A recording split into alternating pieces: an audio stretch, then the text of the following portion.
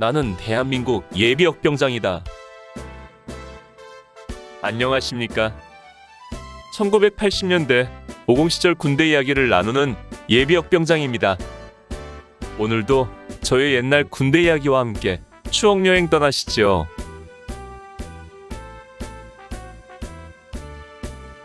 나의 상병 시절 189번째 이야기.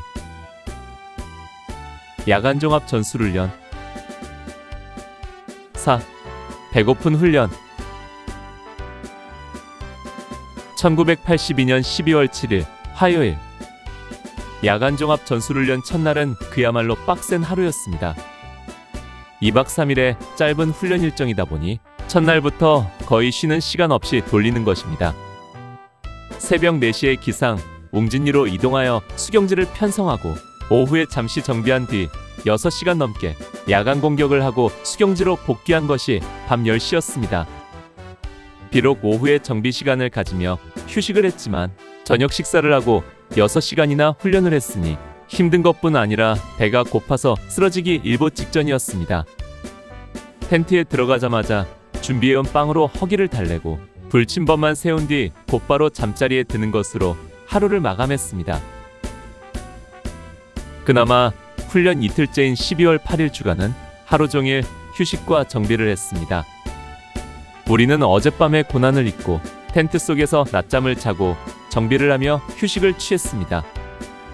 야간 전술훈련이라 주간에는 따로 훈련이 없다는 것이 그나마 다행이었습니다.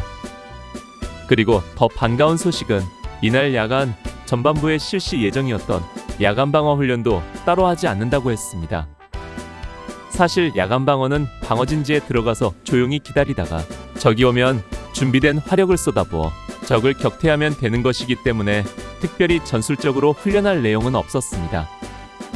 도리어 몇 시간 동안 참호 속에서 움직이지 않고 서 있다 보면 춥고 떨리는 것뿐 아니라 동상에 걸릴 우려도 있기 때문에 대대에서 야간 방어 훈련은 취소한 것 같았습니다. 따라서 이번 훈련의 마지막 상황은 다음날 새벽에 후반약 공격만 예정되어 있었습니다. 그런데 이날 저녁에 저녁 식사 문제로 작은 갈등이 있었습니다. 야전에 나오면 늘 적게 나오는 식사 때문이었습니다. 이번 훈련에서 식사는 모두 자대에서 추진되어 왔습니다.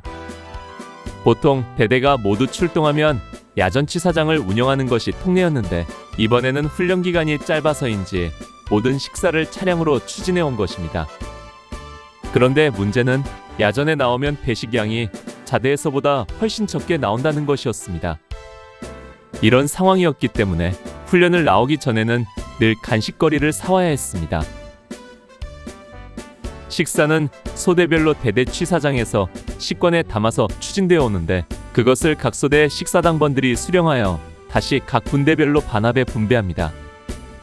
보통 각 분대에 밥 2반합, 국 2반합, 김치 1반합, 반찬 1반합으로 나누어 배식하게 됩니다. 이것으로 소총분대 9명, 화기분대 7명의 분대원이 둘러앉아 식사를 하게 되는데 문제는 양이 적게 나올 때에는 반합의 절반도 채 안 되게 배식된다는 것입니다. 힘든 야전훈련에서 먹을 것이나마 풍족해야 하는데 이렇듯 식사량이 적어서 배고프다 보니 돌멩이가 빵으로 보인다는 농담을 웃음 없이 할 정도였습니다. 이런 상황이기 때문에 배식할 때 각 분대 식사당번들은 조금이라도 더 많이 가져가려고 눈치 싸움을 벌였고 때로는 감정이 격해져서 우격다짐까지 벌어지는 경우도 있었습니다. 그런 일이 이날 우리 소대에서도 분대별로 배식하는 과정에서 일어났던 것입니다. 당시 우리 소대의 최고 고참은 내 사수인 총일분대 최병장이었습니다. 그동안 소대를 주름잡았던 포분대의 서병장이 10월에 전역을 했고 이제는 최병장과 그보다 3개월 후임인 총이분대의 김병장이 최고참으로 소대를 이끌고 있었습니다. 또한 그들 뒤를 이어 나와 우리 동기들이 총분대에 분포되어 있어 총분대가 소대의 고참분대로서 위치를 유지하고 있었습니다. 그동안은 포분대가 1년 이상 고참분대로서 모든 면에서 혜택을 누려왔는데 이제 그 중심이 총분대로 넘어오면서 그 분위기가 이번 훈련에서 나타난 것입니다. 이런 분위기 속에서 호분대 식사당번이 식사 배식에서 불이익을 받았다고 생각했는지 현장에서 불평을 했고 이로 인해 설전이 오간 것입니다. 서로 자제를 해서 더 이상 악화되지는 않았지만 같은 소대원들끼리 절대 있어서는 안 될 일이었습니다. 나는 이 이야기를 듣고 속이 많이 상했습니다. 그리고 속으로 많은 생각이 떠올랐습니다.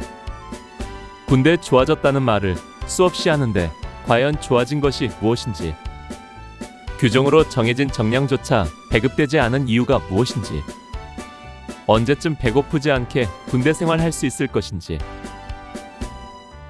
이런 이야기를 듣고 우리 동기들이 후임병들을 곧바로 집합시켰습니다.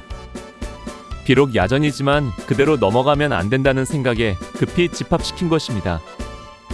이제는 우리 동기들이 직접 졸병들 군기를 잡을 시기는 지났지만 아무래도 악화된 소대 분위기를 그대로 두고 넘어가서는 안 되겠다고 생각한 것입니다. 그래서 나도 고참이 된 뒤 처음으로 집합 장소에 나갔습니다.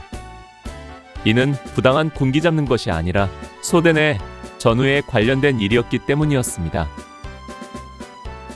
집합 장소는 우리 수경지 위쪽 산능선을 넘어 후사면 으슥한 곳으로 1년 반 전에 줄바다에 가슴 아픈 추억이 있는 곳이었습니다. 집합당한 후임병들은 10여 명이었고 그 위에 군기반장 역할을 하는 상병들 너댓 명까지 최고참 최병장과 분대장을 제외한 모든 소대원들이 다 모였습니다. 야, 너희들이 생사를 같이 할 전우 맞냐?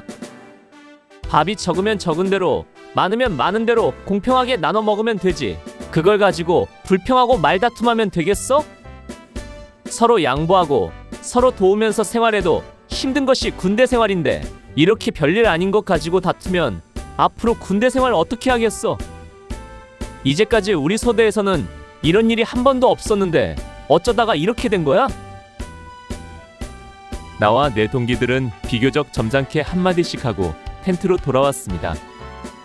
솔직히 배고픈 현실 속에서 우리가 그들을 탓할 그 어떤 명분도 없었습니다. 그저 그런 일로 소대원끼리 감정 상하는 일이 없기만을 바랄 뿐이었습니다. 우리 고참들이 돌아온 뒤 군기반장들이 졸병들을 어떻게 군기 잡았는지는 몰라도 20여 분 뒤 모두 텐트로 돌아왔습니다. 그리고 모두들 아무 일 없었다는 듯이 잠자리에 들어가는 것으로 이날의 가슴 아픈 상황은 정리가 되었습니다.